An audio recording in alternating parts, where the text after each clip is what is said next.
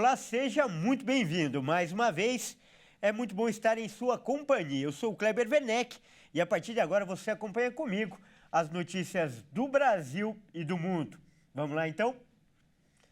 E eu começo com um alerta. Uma pesquisa mostra que os brasileiros que enfrentam a ansiedade evitam buscar ajuda para resolver o problema. E o resultado disso é que eles têm que conviver diariamente com várias consequências.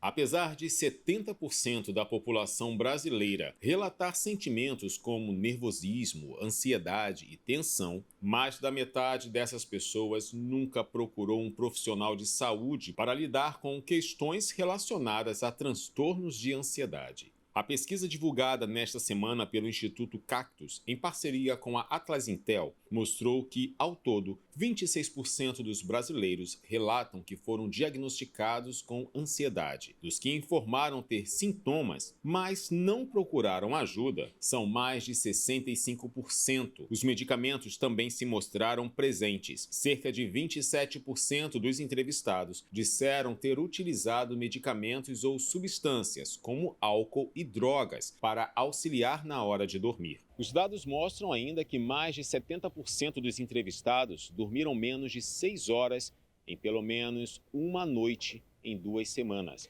Mais da metade deles declararam que sentiram forte sonolência durante o dia.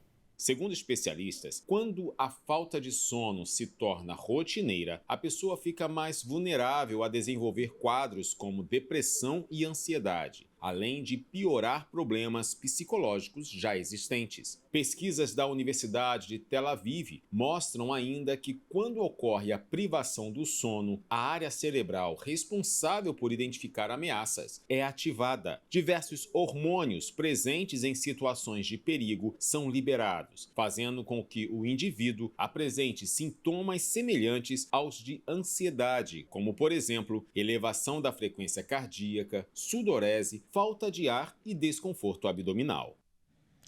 Olha só, no Rio de Janeiro foi preso um grupo que era especialista em aplicar golpes bancários. Para a gente ter uma ideia, em apenas 2 anos o prejuízo que eles causaram foi de R$500 bilhão.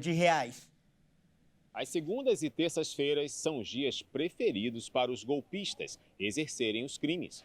Os dados são da primeira edição do Fraud Report financeiro da Idwall, empresa de tecnologia especializada em segurança. O sistema financeiro segue como o mais visado entre os criminosos, com uma taxa de 2,4 vezes maior que a média geral em outros segmentos. A madrugada é o horário preferido para realizar os golpes. No primeiro trimestre de 2023, os picos das taxas de fraudes ocorriam na terça-feira, com 2,44%, e sábados, com 1,96% de madrugada. Já em 2024, a segunda-feira de madrugada atinge 1,39% e a terça com 1,16% à noite, que é o período líder em tentativas de golpes. Conforme o relatório, a foto e a perfuração de documentos foram os elementos mais adulterados, representando cerca de 90% das fraudes cometidas em RGs. Mas, para acessar o aplicativo e realizar a prova de vida, os golpistas mudaram a abordagem e passaram a tentar verificação por meio de fotos de documentos. No primeiro trimestre deste ano, o uso de fotos de tela caiu para 45,8% dos golpes, enquanto fraudes utilizando fotos de documentos subiram para mais de 40%.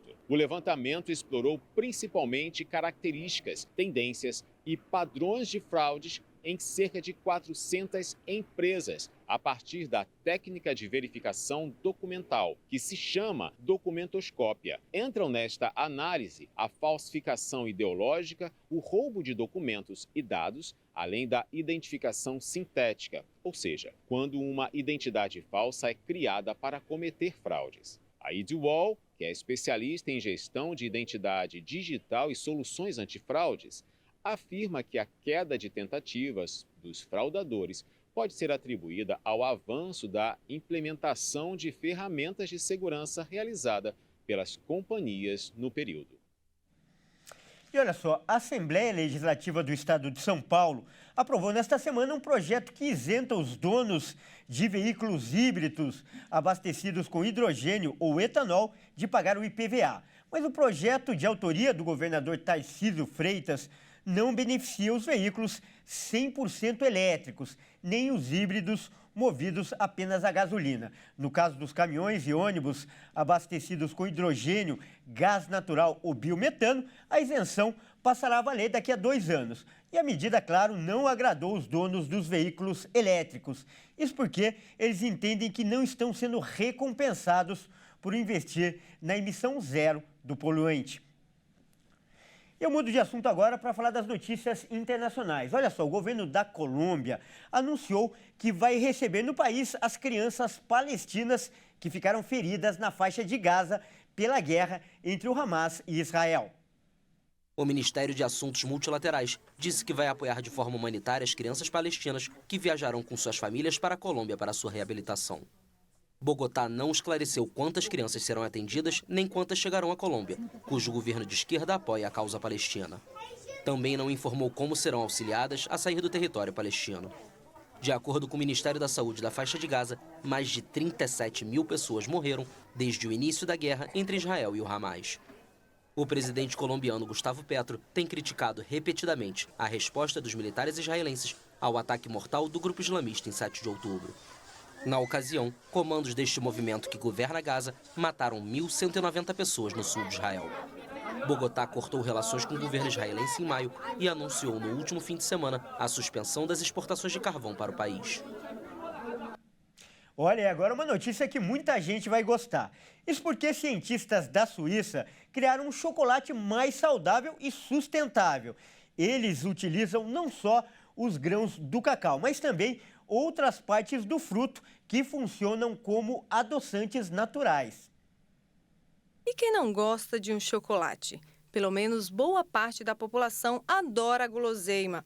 E pensando nisso, pesquisadores da Escola Politécnica Federal de Zurique, na Suíça, criaram uma versão mais saudável e ecológica do chocolate. A nova receita torna o cultivo mais racional e com menos emissões de CO2. E além de nutritivo, a doce novidade é que ele contém menos açúcar refinado. No novo processo, a parte interior da casca do fruto é misturada à parte da polpa para transformar os componentes numa gelatina doce, resultando numa redução do açúcar refinado adicional. Segundo os autores do estudo, graças à gelatina de cacau adoçante, o chocolate também tem um teor de fibra ligeiramente superior ao do chocolate amargo europeu médio, 15%, 3 pontos percentuais a mais do que o produto convencional. O chocolate também contém 23% de ácidos graxos saturados contra 33% do chocolate amargo europeu médio. Mas a equipe garante que o sabor é o mesmo do chocolate tradicional. Os cientistas afirmaram ainda que os pequenos agricultores poderiam aumentar sua renda comercializando outros componentes da fruta. No novo processo, sobra apenas a casca do cacau, que pode ser usada como combustível ou transformada em adubo. A Escola Politécnica disse que deve levar algum tempo até o novo tipo de chocolate estar disponível no mercado, mas já foi dada a entrada no processo de patenteamento. Bom, é isso aí. Essa edição fica por aqui. Eu agradeço demais pela sua companhia e convido a continuar ligado em nossa programação. Até mais!